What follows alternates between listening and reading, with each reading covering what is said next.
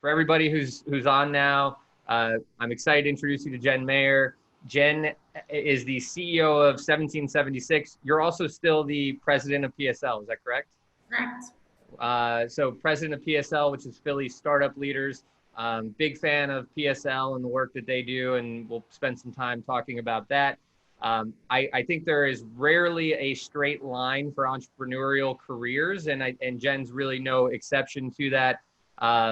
She was a career attorney and then also very much part of a budding co-working space, which was, I feel like Benjamin's Desk was around before WeWork and before a lot of the other ones. So it was a pretty forward-thinking incubator space, and then transition from your career in law to really running. I don't know. I think it was Benjamin's Desk still when you joined, and then running that until eventually Benjamin's Desk merged with 1776. I don't know the total number of locations now, but I know you guys have maybe a dozen or so spaces up and down the Northeast corridor. And if it's not inaccurate, to say I think it's both a flexible office space, an incubator, co-working. It's kind of crosses through a lot of the intersections for home for entrepreneurs. I'd love to get some of the stats just around like how many companies, how many members, some of those things if you have them. And then also, I think this is extremely notable because, I mean, I'm a guy with like a dog, a girlfriend, and then work. So for me to think about somebody who's like a mom, a wife, a iron woman, you know, and all these other things that you do, and actually we did get some questions in already for you, and some of them are like, how does she balance all of these things? And so I think it'd be interesting just to hear a little bit about that. But welcome, Jenn. Thank you for joining us. I would love if you could just maybe introduce yourself a little bit, particularly if there's anything I missed about 1776, or if there's some other sort of, thing that you're involved with that I didn't touch on. Yeah, thank you for having me. That was a great introduction, a glowing introduction. Makes me feel really good and feel really busy. When you say all of the things in a matter of like 60 seconds, it does sound like a lot, but of course I'm not doing all of those things all of the time. But yeah, the short version is I never thought I was going to be an entrepreneur. Wanted to be an attorney at a major law firm my whole life, and was set on a course to do that. Was there for about 6 months and realized I hated it. So then started to evolve, and it's never a straight line.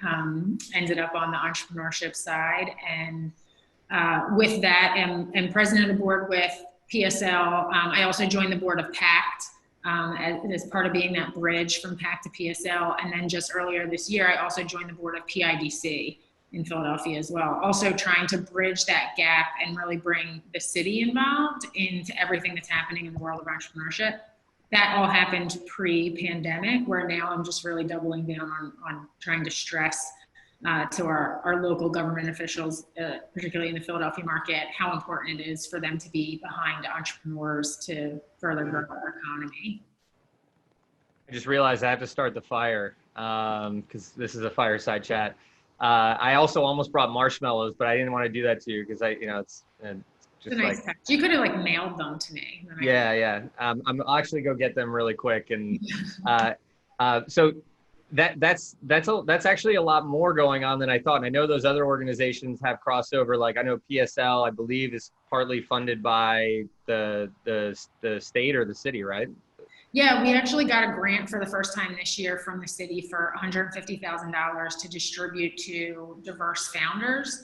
So we've been dividing that money through any of the companies that go through the PSL accelerator, and then everything's happening in real time.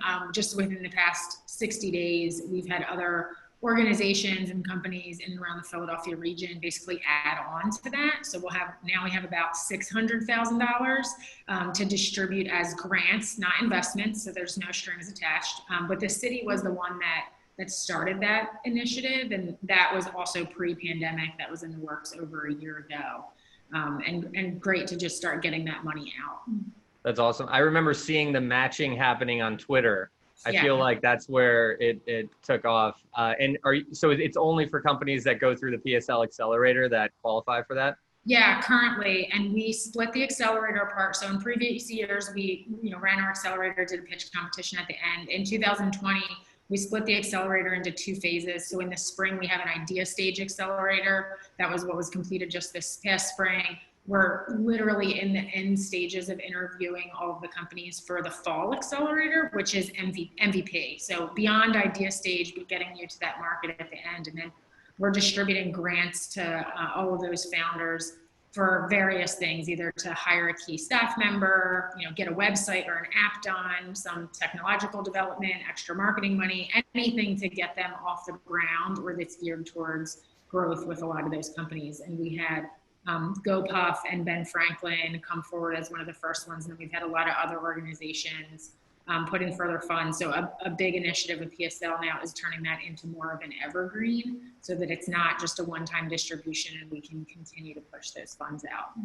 It's super interesting. I'm connecting the dots, but I did not realize that was what was going on with the accelerator. I mean, 600 grand for the PSL accelerator is insane. I mean, just to know from where PSL came from to where it is now. And I'm curious, is that 600K, is that something that you guys have to disperse on any timeline, on your own timeline what's the?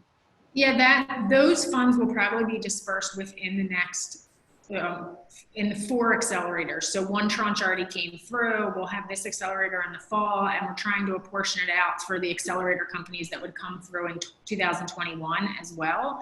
And our goal is to use that time to build up more funds into that program, because it's literally grant money that's just flowing through us to push back out to these companies. And PSL's never been able to do that before. So it is a tremendous growth of the organization.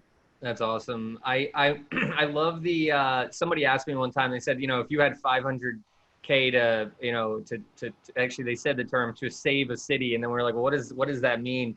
I love the Ben Franklin model of investing where you have the option for it to convert a convertible note where, if you can pay it back, you don't lose the equity. And I don't know if that's part of it, but I mean, I think it's amazing you guys have that money to give companies. It's even cooler if it's something that can continue and you guys can have that ecosystem of continuing to do that. But 600 grand for the PSL accelerator is incredible. I mean, that's got to have a lot of people excited and. Yeah, it's a huge ripple effect too, as we're making kind of that first wave of distributions now out of the people that finished up the spring accelerator, and it's completely grant money. There's no equity taken in any of the companies, so it's no strings attached.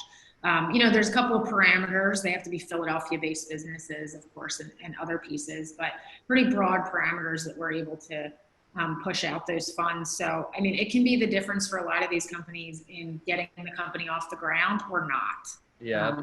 Particularly for the idea stage ones where a little bit of money can go a lot of way to push the technology along, get an app developed, get a website up, e-commerce, any of those pieces. Yeah, even just runway. I mean, sometimes you just need time to know what you need. And I mean, I can talk about that forever. But more on you, less on the accelerator. With what you're doing now, and you speak so fluently about startups, and like you're clearly swimming in it, and it's like coming from all angles. I feel like with 1776 and PSL and the stuff that the path that you've gone. Do you think that this was something that was in you your whole life? Do you think you married into it? Do you think you no? I mean, where do you think it comes from? And do you think there was anything that really prepared you for it, or was it just like you jumped in and like figured it out as you went, or what? Where did the I guess, yeah, did anything prepare you for this, or like where does your ability to do all of this come from? I think that, to answer the initial question, no, it was not something, this was not a world that I ever thought I would be in. For my entire life, if everybody that's listening in remembers back to when they were a kid, like one year you want to be an astronaut, one year you want to be a firefighter, like it goes this whole gamut of things. I wanted to be a lawyer my entire life. That was it. That was all I ever wanted to be. I worked really hard in high school. I also, just side tangent, hated the town that I grew up in. So college was like a way for me to get out. So I got a scholarship to college. I graduated in 3 years, went straight to law school, finished up law school, went to Villanova and Philly because I wanted to practice in Philly, got what I thought was my dream job at a big law firm in Philadelphia. And that was, I'd worked since I was 10 years old, but this was my first full-time job because I had been working my entire life.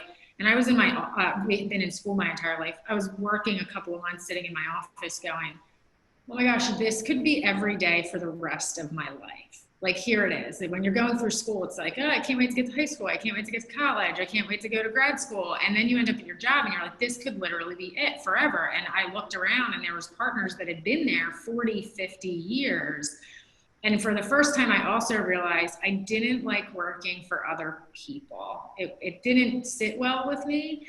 And law firm hierarchy is very rigid in terms of like getting to partner track. You can't just work really hard and magically make partner in 5 years. It's very year driven from the year that you graduated law school, and that's pretty standard across all law firms. But I also graduated in 2007, so I was there about a year just kind of figuring myself out, and then the Great Recession happens in 2008. So there's not a lot of mobility in the market. People aren't moving around jobs. I still didn't really know what I wanted to do when I grew up. But was just kind of figuring it out, and I realized there was an opportunity in real estate because the market had completely crashed in 2008 and 2009. And when I talk about it now in these years, it seems like it was really short, compressed time periods, but I was just there and it felt really long. So I started investing in real estate, and then I was looking for what was going to be the opportunity for me to get out of the law firm. But I also had those golden handcuffs where I had, a nice job with a good salary, and there was a ton of a really high unemployment rate, obviously coming through the recession.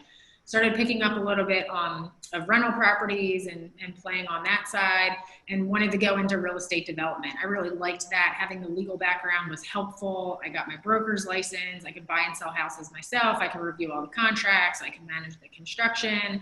I was pretty handy. My mom and my dad had taught me a lot when I grew up about, I could install a toilet and retile a bathroom. And that was kind of a stress outlet for me too.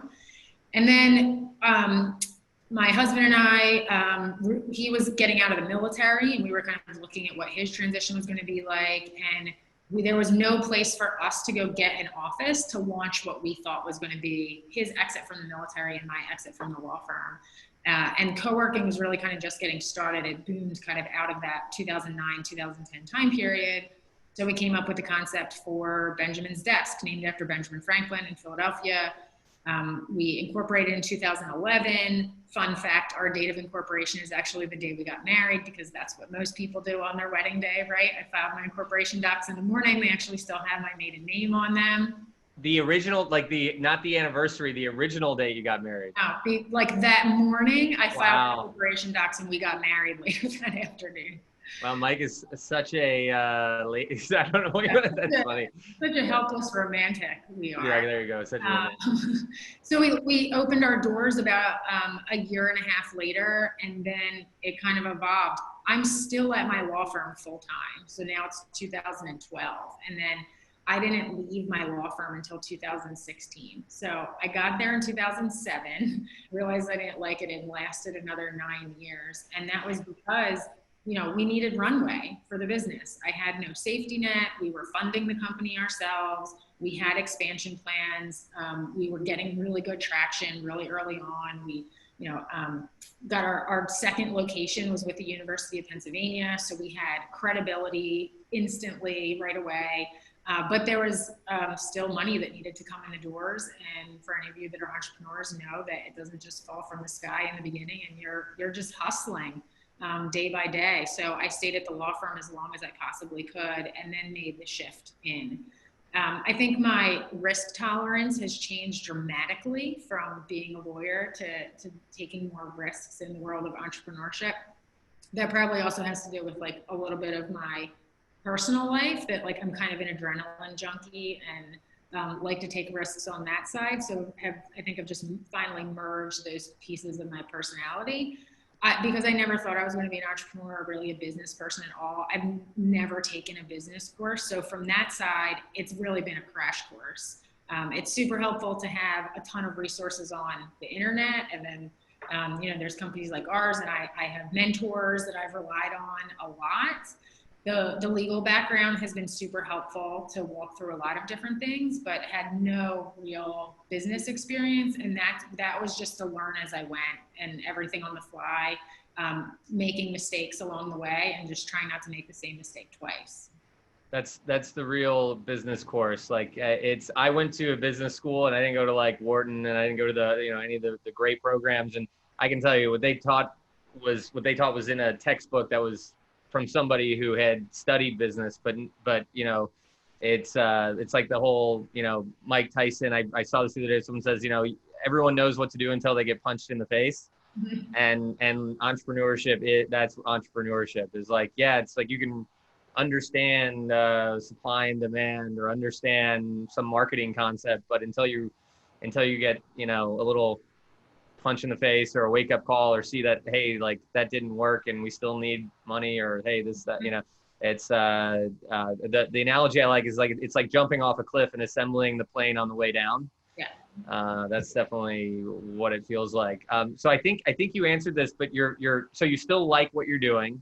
You're still very happy. And what's your favorite part now about your career, your role, what you're doing? Like, what is it? What do you enjoy the most about it? Like, what's the thing that's keeping you going right now? Yeah. So from an internal side, I'm obviously, just given my bio, I'm kind of a busybody. I just like to be doing a lot of things. So every day is different. Every day I wake up and I think about, the couple of the things that are on my to-do list, but there's always other things that are thrown at you. And sometimes they're good and sometimes they're bad. And there's other things that pop up. Obviously, operating a network of workspaces during a pandemic when everybody's working from home creates a whole nother level of interesting opportunities, challenges on a daily basis. But at the end of the day, every day is different. And I can't wake up and do the same thing every day. And some days I wake up after very sleepless nights of trying to think about how there's all these problems that I'm going to solve. And other days I wake up and I'm just so thankful that I have this company of what I really like to do. And that's what's on the external side of, at the end of the day, what's core to our mission is to help companies grow. So the companies need so many more resources now than they even did 6 and 12 months ago, which in the way that we've always been operating, of giving them connections, providing them resources.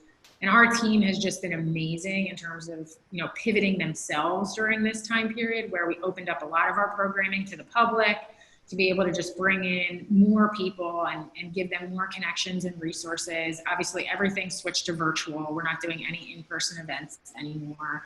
And our head of programming has been amazing in terms of pivoting and working in that. So I like what I do every day because every day is different, but I also like that we're working with all of these different companies and we're riding the roller coaster with them, and the highs and the lows that they're experiencing in entrepreneurship. And the most satisfying feeling is when you make a really valuable introduction or connection with somebody that drastically changes the course of their business. Yeah, it's a fun journey and honestly, I think if there's so many lessons that I've learned, but one of them is that the relationships that you're making along the way, and this is one that I was I want to say egotistical about. Like I went years of meeting people thinking that they didn't not that they didn't matter, but they weren't relevant to the business I was building. And then of course you find out like either your business changes, you're working on something else, you meet someone else, and now it's like, oh, I wish, all these things where I was just, before I would go on and think, this is all that matters to me, but really it is a game. And a game is a nice way for it, but really it's more dynamic than that. I mean, I can meet you and see that, that you do something that maybe has no relevancy to my business, but if we can have a meaningful connection, I mean, you're clearly like, I think at this point you qualify as like a super connector. So you end up having these, this ability to create waves and vice versa. But I am curious, I would love to know about, and we can maybe towards the end get to this if we get to it, but like some of the companies up and down your network or in Philly that you find exciting, or entrepreneurs or things. But you brought up a point that I am very curious about. what if I walk into 1776 today? Like, what do I see? What are you guys doing? I mean, you scratched the surface of it a little bit, but I mean, are you in a, is this extra challenging for you? Are you guys in an okay place? Like, what's going on, and what's the current state of co-working and startups inside 1776? What's going on? Yeah, from our business perspective, I mean, I'd be lying if I said that every day was great right now. By the middle of March, all of our locations were under government orders to close. So we're across 5 different states, and those orders started coming down, really in the New Jersey and the Philadelphia region first, and then DC later. And in fact, our DC campus is right on Lafayette Square, catty-cornered from the White House. That's our only location that's still not open to the public. It's still closed down just because of the phase that Washington, DC is in. It's also aggravated a little bit. The circumstances are aggravated by the fact that we're catty-cornered to the White House. So those roads are getting closed constantly. There's still a lot of civil unrest and protests in that area, of course. And I think that will continue all the way through November because we have a big election coming up. But even just the status of the city is still under a certain phase where office buildings are not totally open. So all of our locations were open to our members. So any of our members that needed to come in could come in if they needed to. Some needed to come in and just periodically get mail or other pieces, but obviously people were just not moving around in the like April and May time period. We do have one location with lab space. So we did have essential companies that were operating during that time period. So I had to balance keeping my staff safe with keeping some of our facilities open and operational. So we kept most of our staff home. I went around to like 3 or 4 locations, and we just had a couple other team members and put a big operational plan in place to manage safely us going around all those places. But we had probably 1 to 5 essential companies that were operating at every single one of our campuses that needed to come in on some sort of regular basis. And this is where it comes, everything is so campus specific. So our lab space is the Pennovation Center in Philadelphia that we operate on with the University of Pennsylvania. We have wet and dry lab space there. We had the most amount of essential companies operating there really in kind of the height of the pandemic. Totally on the opposite end of the spectrum, we have a mall location in Cherry Hill, New Jersey, and that was under complete lockdown. You couldn't get in if you wanted to. So anytime that I wanted to go in to even check the mail, I had to go through like a very tight security procedure, and that location just opened up back in July. So that's been a really just kind of day by day. You can't plan too far in advance. Everything's week by week. Just this week, we started thinking about, can we look at September's schedule as a whole for the whole month, or are we just going to look week by week? With working through all of our members during this time period, there's some of them that pivoted in direct response to the pandemic. So we had a consortium of members that took all their 3D printing machines and started doing 3D printing on PPE. So we were working with them to make sure that they had access, and anybody else that wanted to contribute to that had access to the space because they needed to physically come in to access those machines. We also had other companies that were operating in the healthcare industry, but were not in direct response to the pandemic. And they are like almost basically shuttering at this point because you can't get anything else done. So they had contracts with a bunch of health systems on the table in February to get signed, which really would have grown the whole company. They were going to go on a hiring spree, and none of those contracts are getting signed. Everybody's focused on the pandemic and the healthcare side. So we're really, swinging with the pendulum from one side to the other, that some of our companies are doing well. Some of them are pivoting. We have a lot of companies that we work with that are in the events-based industry. That's obviously a really difficult time period for people to go through. And as the pandemic marches on and we look at, there is no end date, right? This isn't like okay, let's work with everybody to make sure they have enough cash burn to get through the next 60 days. It's 60 days, 90 days, 120 days. Here we are about to be in September and, trying to help these companies plan and connect them with the right resources and understanding what's happening. And then of course we have a couple of companies that are operating tangentially in the hospitality and tourism industry, which has been obviously pretty shut up as well. But there's ones that are, SaaS technology-based companies where a few companies have closed rounds during the pandemic. Yeah. Some of them had deals in the pipeline, and they were able to get them done with some of venture capitalists that are still putting money out. So it's a wild ride. That's all I can say. That comes down to that. Every single day is different. Yeah, it's I mean, I really can't imagine. So many things are week by week. I mean, everything is week by week for everybody to a degree. I don't think there's many people who haven't been impacted in some way, shape, or form. And then for you guys, I mean, 5 states, so many spaces, so many circumstances. I can imagine it's pretty dynamic. I want to ask the question that I told you I would be very awkward in asking, because I've never actually had to. I've never had the opportunity to ask this question before.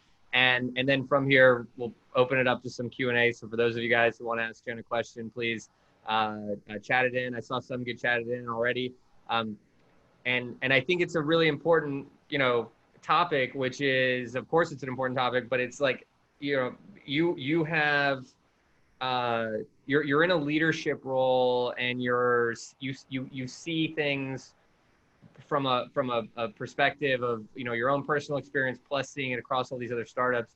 And I guess the way I want to say it is, what I guess both from your experience and from what you see as a female in the entrepreneurial, as a female entrepreneur, and in the community of entrepreneur of startups and other entrepreneurs. I mean, how is it? What have your challenges been?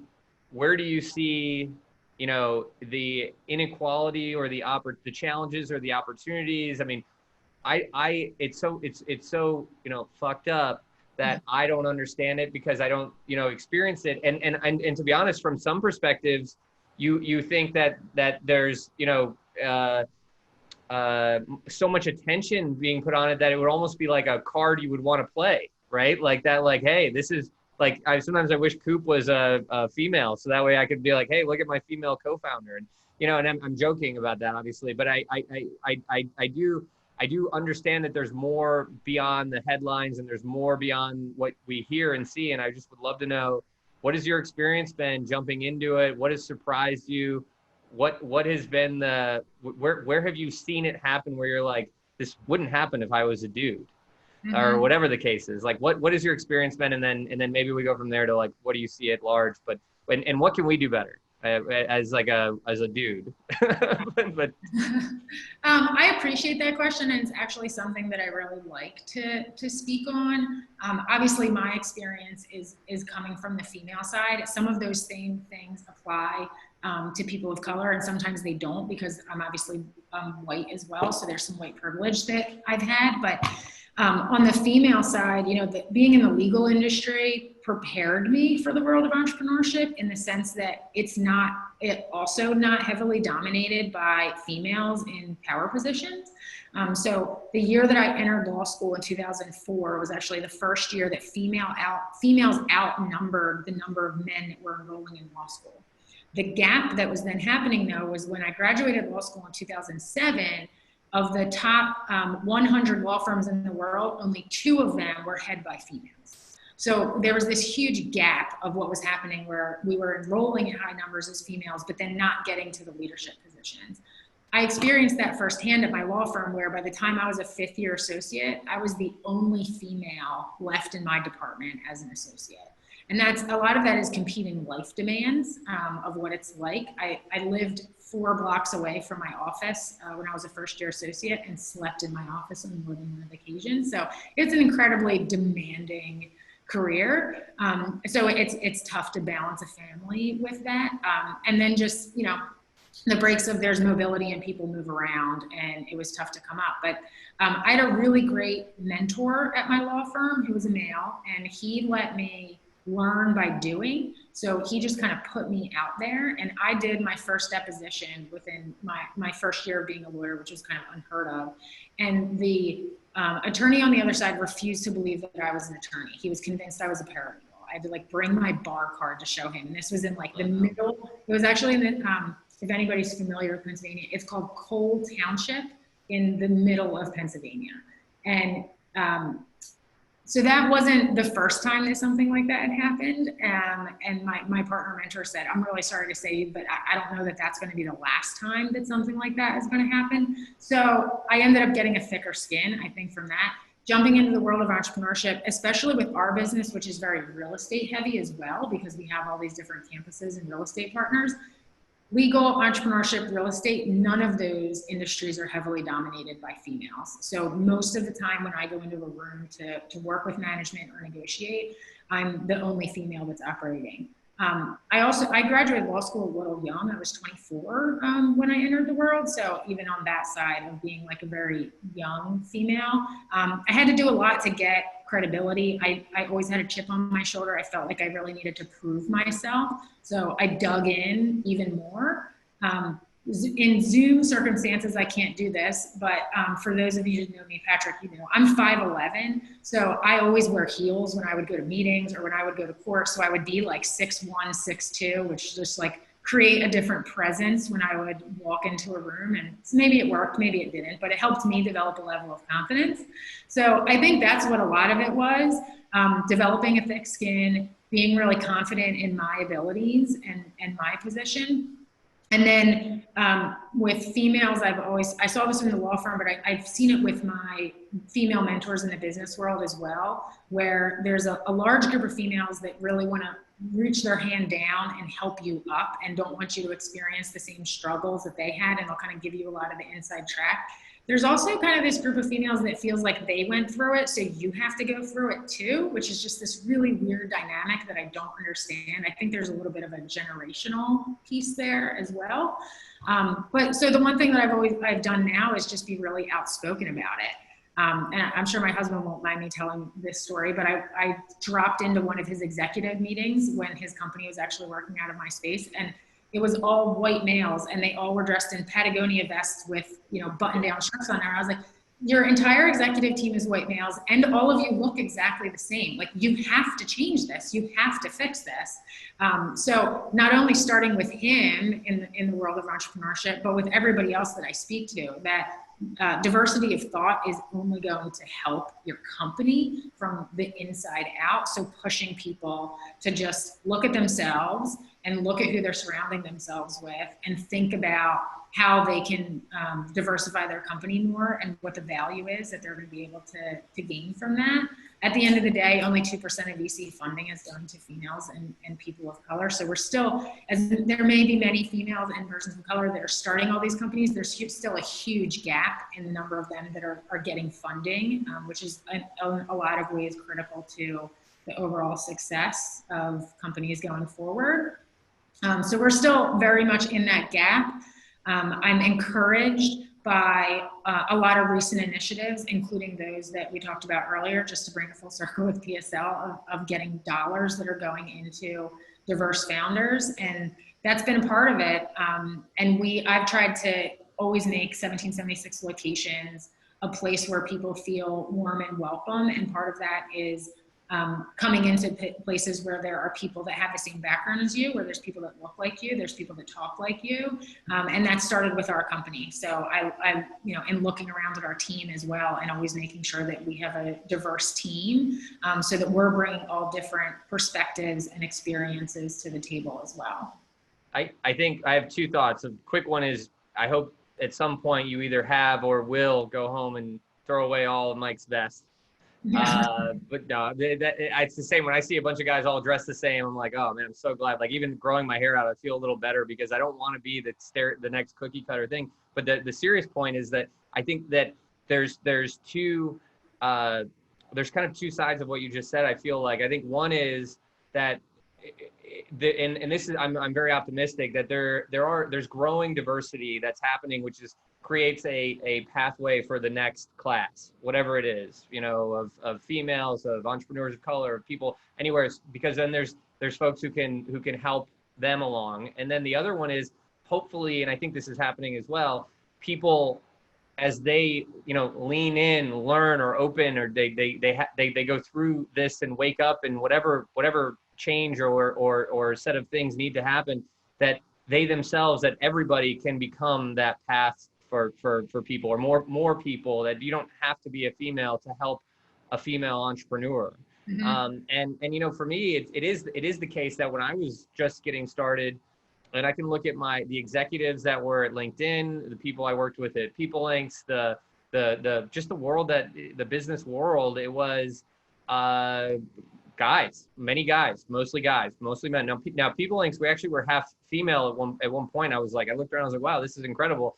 And it just happened that way, kind of on its own. But I think that there's kind of both. It sort of takes a little bit of both to get the playing field level, which it probably isn't going to be, maybe, you know, hopefully in our lifetime. But it takes both, right? You have to have the females who create the path for the next females, plus awaken the old boys, plus you know, everything. And so hopefully, you know, hopefully everybody gets better and can kind of, there can be just paths for everybody that are equal. But I mean, it's like when you travel overseas and you meet other Americans, it's easier to go hang out with the other Americans than it is to meet other people, right? So if you're a female, it's easier to meet the other female entrepreneurs, or to meet the people that even met other Americans before you, and then they're like, oh, hey, you're American, you know, and so just it's analogous in that sense. But I feel like it takes the pioneers, the people who push through the first time, and you know, bring the other folks with them to some degree, whatever that looks like. That's exactly right. Exactly. Yeah. Okay, so Coop, questions we have? What's been chatted in, or better, do we have folks that want to jump on and ask themselves, or are they going to have you do it for them? Oh, you're muted, Coop. First we'll. Yes, apologize about that. And Patrick, we can actually have both. We've got some people who publicly want to ask Jenn some questions, and we've got some that are written in privately that I'll ask on their behalf. So let's start with the ones that are public. And the first person in line is, and forgive me if I'm saying your name incorrectly, and please introduce yourself when you do speak here soon. So the first person is Nikhil. I'd like you to go ahead and unmute yourself, and you can ask your incredible questions. The mic is yours. Yeah, hi, I'm Nikhil. Thanks for organizing this session. It's really awesome to get to hear about your stories and everything. I'm like really interested in learning about how you kind of like manage your day-to-day like planning and schedule. So my specific question is, do you you kind of said something about this, so I want to like dig in a little deeper. Do you choose only like 2 to 3 big goals to tackle and on a day, and then have some space for like unexpected things, or like how do you manage your time that way? Yeah. And how has that changed at from the beginning of when you started to now? Let me answer them in reverse order. So how it's changed to now is that my days are just even more chaotic now, where there's just more coming in and more to work with. So previously I used to, actually part of this is coming full circle. I used to really just be in one place where I would go to one office, and that's where I would work for the entire day. I started traveling a lot as I would, continue. I would like to see each one of our campuses at least once every 2 weeks. So we're getting to having more and more campuses operating in different markets. Right now, we're mostly in the Northeast corridor around the Philadelphia and Washington, D.C. market, although we have an Indianapolis location that's opening in early 2021. So I used to travel a lot more. It's a little bit easier now, and has been for the past couple of months, that I'm usually going to a place and staying there, because I'm not meeting somebody for lunch, running around for meetings. So in some ways, it's been a little bit easier to manage. I'll actually show you what's on my desk right now. So of course I keep everything digital, but I won't say I'm OCD, because my husband is clinical OCD. So I take that to another level. Patrick knows what I'm talking about. But I am very neat, and I'm very organized. So our team uses Asana. I use Asana for a lot of my personal boards too. I use reminders on my phone. I live and die by my calendar. Like if there is a call or a meeting or something that's not on my calendar, I won't go. Like if it just gets lost in an email and doesn't make it on my calendar, I'll totally miss it. So I keep mostly everything digital. But the other thing that I do, which was sitting on my desk, is every week, and this is so old school, but I actually print out a calendar of the week that has our time slots. And to your point, I'll look at what are the things that I have to get done this week.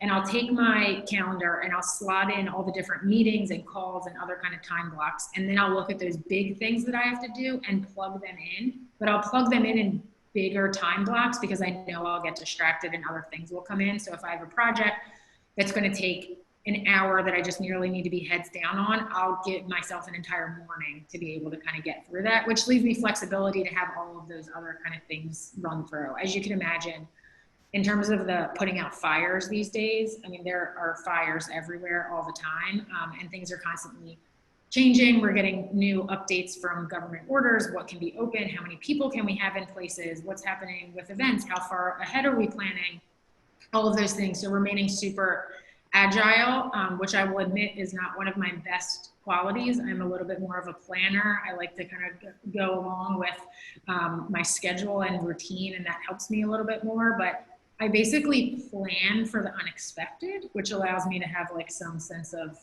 control over things, especially these days when so much is out of our control. Yeah, that's really cool.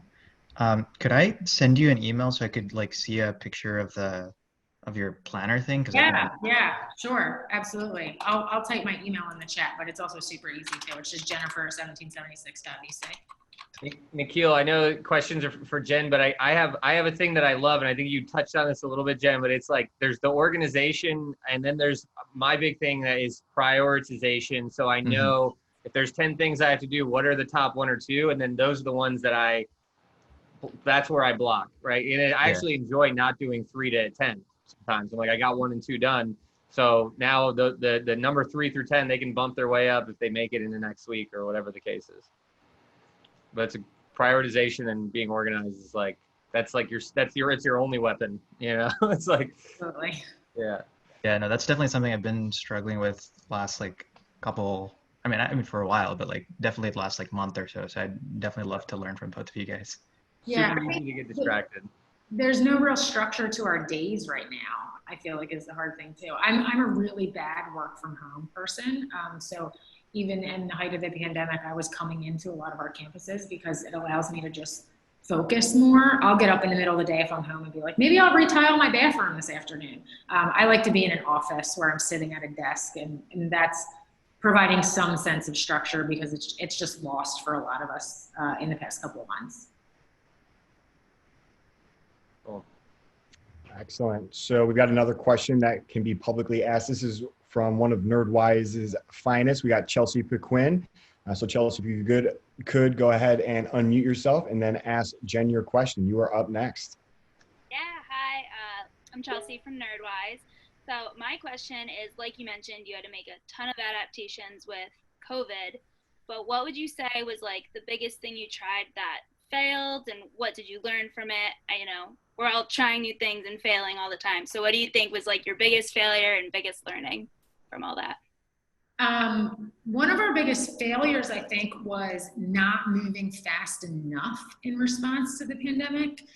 So obviously our locations closed from a physical perspective, and we started putting a lot of our programming online, and we just kind of took what we were doing in person and moved it to virtual, which doesn't always work. So there was events that we did online where everybody was just really kind of fumbling through the Zoom, and it didn't make sense, and it wasn't the right format. So instead of just saying, okay, instead of not having people come in person and we'll just host this online, we looked at every event that we had scheduled individually and had to make the really tough call that said, this isn't going to work. It's not going to be a good online experience for everybody, and we need to push that out. We didn't realize that until May, because, and this is actually probably, I think, one of the biggest failures was I would not call myself an optimist, but I would more say I'm a realist, not really a pessimist either. But I was really cautiously optimistic that when the first orders were a couple of weeks, and then we were shut down in April and May, that like by the beginning of the summer, we'd be kind of moving out and about again. And everybody was operating in this really unknown time period, and you're trying to make decisions with really limited information. But I really thought we were going to be moving into the summer and kind of getting back to something. And here we are in August, and I don't really feel like there's been a big shift in behavior even since March. So from that sense, I think I kept thinking that, another week would pass, another month would pass, and we would kind of be moving back into our old way of living. I hate the phrase the new normal. Just move back to, how things were 12 months ago, and did not realize until kind of the beginning of the summer when everything was dragging on that we were going to be in this for a while and will be in this for a while. So it was not recognizing that and really leaning into that and moving very quickly into that. The best thing that I would say was happening was on the events side. Once we realized that, we basically went back to the drawing board with virtual programming. So we launched a program in May called Startup Sprints that was a 12-week accelerator crammed into 4 weeks. So it was just a full crash course into entrepreneurship, exactly what I would have wanted in like the very beginning of thinking about being an entrepreneur. We had a lot of people reaching out to us as unemployment rates started to skyrocket, that they had been sitting on a business idea, but they don't know where to go, and now they have nothing to lose. So they're thinking about launching their business. And how much could we teach them in 4 weeks? It was tremendously well received. We're launching it again in September. So those are really inspiring experiences. They're the ones that make you want to get out of bed because you feel like you're just reaching so many people. When we launched, sent our first newsletter for Startup Sprints, we had 75 people sign up in the first hour of sending that email. So really well received, and we'll continue to do that. So that I would say was one of the best things that we were able to do during this time period. Yeah, that's awesome. Thank you. Perfect. So we got a couple more lined up here. Some of them are public, some of them are private. Another one that we can do publicly is with Chloe Beeler. So Chloe, if you could unmute yourself, introduce yourself, and then go ahead and ask Jenn your question. Hey, Jenn, I'm Chloe from Team Nerdwise. It's great to hear from you today. My question really just kind of revolves around the creation of 1776. And really, I'd like to know if anyone ever told you that your idea wouldn't work or just generally doubted you. And if so, how you pushed forward through that. Yes. To give you one example of a whole group that told me no, was in order to get the business off the ground, we took an SBA loan to get things started. We were denied by 5 banks. So I had 5 different banks tell me that the idea was garbage and that the financials didn't make sense and none of this was going to work. So you get beat up because every time we would tweak the information and probably make it a little bit further in the process of getting the SBA loan. And we got an SBA loan for $75,000. Like it wasn't, we were going out and getting $75 million, but it was also money that we didn't have sitting in an account to be able to pour into the business. But it was crucial to be able to get it off the ground because it was mostly going to fund a lot of the construction costs of getting the space ready, which was an important component to that. So going through that process, you keep tweaking all the documents, refining your pitch, working on everything, getting a little bit further. So it always feels a little bit worse every time somebody says no. And this isn't even counting on like investment pitches, which like the rate of success is far lower than that for a lot of people. But finally, then just doing enough research to get to the right bank that ended up being a local bank that understood the market and understood what we were trying to do, and then was completely game for understanding the business concept and knowing that, who the players were involved and how we were invested in the business going forward. So that it kind of beats you up, but you have to do whatever is personal to you that gets you, back up. I run a lot. So that's the thing that always makes me go out and then feel like I can kind of conquer the world again.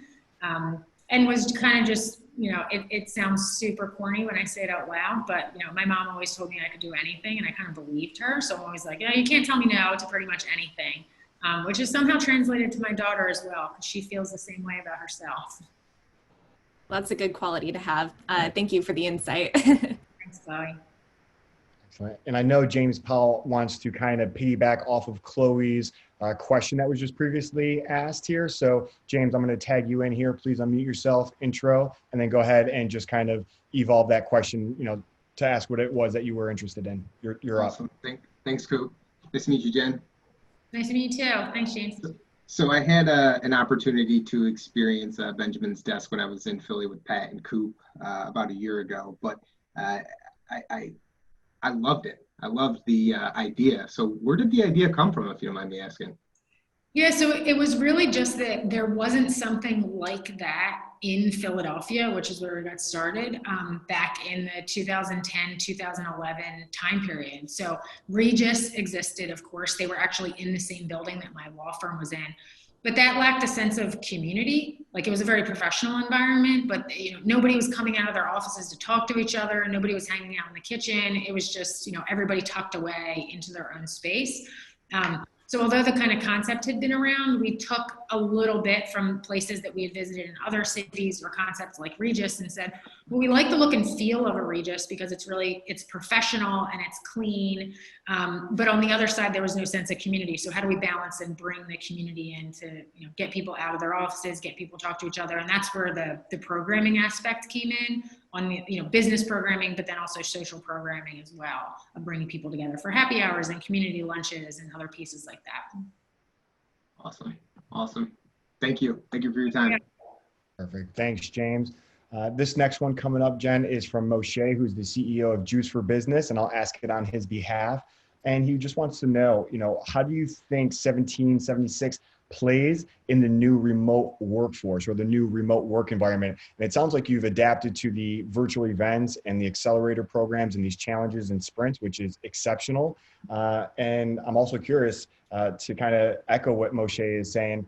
How do you think 1776 plays in the new remote work environment? So there's two aspects to that. One is on our physical space side, and then the other one is on the virtual programming side.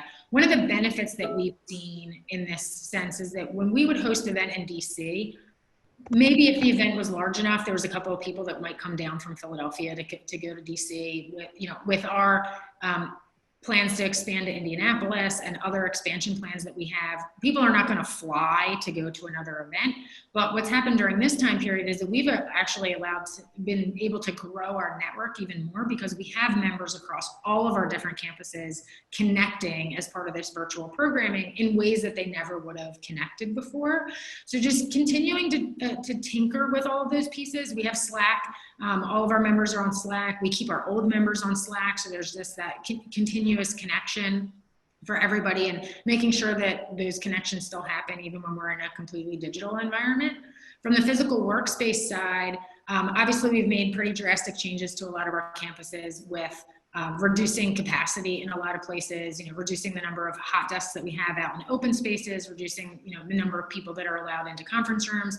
One of the things that I think will persist long after, we don't have capacity constraints and we're allowed to host in-person events is this remote workforce. I think a lot of the large corporations, very entrenched industries, the one that I always pick on is law firms, but law firms, accounting firms that used to have FaceTime requirements where you had to come into an office and you had to be there from 8:30 to 5:30 and people would see you even though you weren't punching a clock by any means, which I always just kind of found silly. If you could work from wherever you wanted to work, why did you have to go into your office from that perspective? I think that we've seen a lot of those entrenched industries and really large companies realize that people can be productive at home and that they can be more flexible with their schedules and that they could come into an office a couple of days a week, that they could work elsewhere a couple of days a week. I'm sitting in our Brewerytown location, in the Brewerytown section of Philadelphia, about 10 minutes outside of Center City. Once Philadelphia started to open up a little bit more, we had a pretty good demand at this location because we are in a more residential neighborhood. So a lot of the people that are still working remote for their companies, the larger companies came to us and said, well, I just can't work at home anymore, but I don't have to go into our Center City office, nor do I want to because I want to cut down on my commute. I may want to go home at lunch. I need to run errands. I have childcare that I still need to work through. I have a more flexible lifestyle, which allows our physical campuses to play a new way in their life where you could work at one of our locations that's more closer to your home a couple of days a week. You could go into a downtown location a couple of days a week. I think that's going to persist through to the other side of this pandemic. I think we're going to see a lot of industries realize that people can work from anywhere and that they're continuing to be productive. But I also think we're going to see a lot of people that don't want to only work from home and that they do value a sense of community. They do value going somewhere else. So I think we'll continue to play a role in that as well. And even from my own team experience, there's a value with being in person with people. It's really hard for my team to do creative brainstorming sessions on Zoom. I would much rather us be in a conference room and up at a whiteboard and kind of doodling and bringing out ideas. So I think that will exist when it's safe for people to congregate in one room together again. Excellent. Love that question and love that response. We got 2 more questions, Patrick, if we got time for it, which I think we do. This next one's going to be publicly asked by Kaylin Agate. So Kaylin, if you could unmute yourself, introduce yourself, and then ask away. Yeah, hi there. My name is Kaylin. I'm the head of content here at Nerdwise, and I just really like what you do and your business and everything. It sounds really inspiring, and it feels like it's something that would bring you a lot of gratitude. And just seeing all the businesses flourish in a reference of what you do to help them.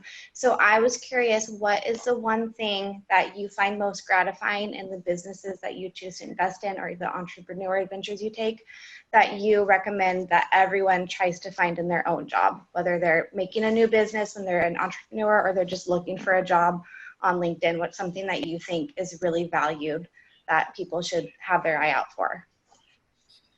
I hope this is what popped in my head. I hope it answers your question right, is that you really have to be passionate about what you're doing. And that's going to provide a tremendous amount of just daily satisfaction. That doesn't mean that every minute of every day is wonderful and glorious and you're happy all the time, but you have to be passionate about what you're doing. And that is different than liking what you're doing. I could like, doing a lot of different jobs, but it's something that wouldn't bother me to go to every day. But being really passionate about something is what pushes you through those stressful time periods. So whether that's starting your own company and being an entrepreneur, which entrepreneurship is not for everybody, it is a crazy, wild roller coaster, to whether that's working, in a role within an organization. Is it a product that you're passionate about? Is it a culture of the company that you're passionate about? It can be a lot of different levels. But to me, it all comes down to that of just really honing in on what is most important to you, which I think, unfortunately, a lot of people are faced with those circumstances right now of realizing what is kind of a purpose for them and what will be exciting for them to wake up to every day. And they get the opportunity to reflect a little bit and think about what their best path is forward. Yeah, I love that answer. Thank you. Excellent. And then maybe this is the final question. This one's coming from me, Jen. And thanks for always just allowing Patrick, myself, the team at Nerdwise to utilize the space at Benjamin's desk. I'll always refer to it as that, even though it's now formally 1776. It's just, it was just a place, a melting pot of inspiration, a great place to challenge yourself, to be seen, to be heard, and to just really champion the communication between many different brands and businesses and mindsets. That stuff is really probably one of the key reasons why we are still here today and as strong as we are. So thanks for always allowing us to utilize that space. It's always been exceptional, to say the least. So my question is, I know when you were in the world of being an attorney or a lawyer, de-risking things was something that you were passionate about possibly. But now that you've kind of flipped roles and you're on this C-level entrepreneurial journey, like what are some of the biggest risks that you're most excited about? Whether it's closing out 2020 or some of the big goals and expectations you have for 2021, like what's the 1 or 2 biggest risks that you're just super excited about that just keeps you up at night? Yeah, that would really be our Indianapolis location. So we're set to finish construction in January, February 2021. So we are constantly talking about what operationally is it going to look like. That'll be our first launch of a location during a pandemic, which I think will persist, and we won't be back to complete normal in the January, February time period. It's also a completely different market. So I was an Amtrak warrior pre-pandemic and was up and down the corridor bouncing between our locations, and that was really easy travel. And I went to college down in DC, was living in Philadelphia, so had a lot of connections, resources, and was part of the community in both of those markets. We've been getting involved in the Indianapolis market now for all of 2020, but that's a big jump for us.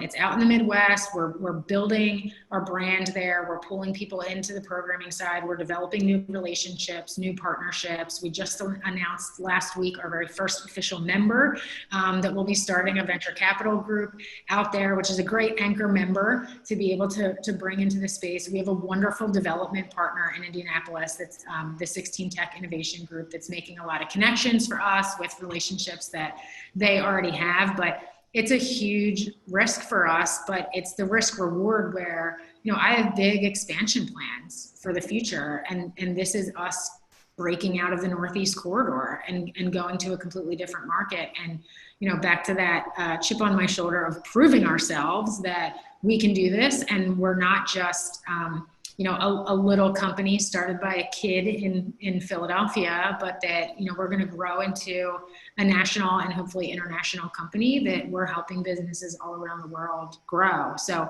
it's exciting and it's honestly super scary at the same time. But if it wasn't, a little bit of nerves always keeps you on your toes and makes you think about things a little bit more. Cool.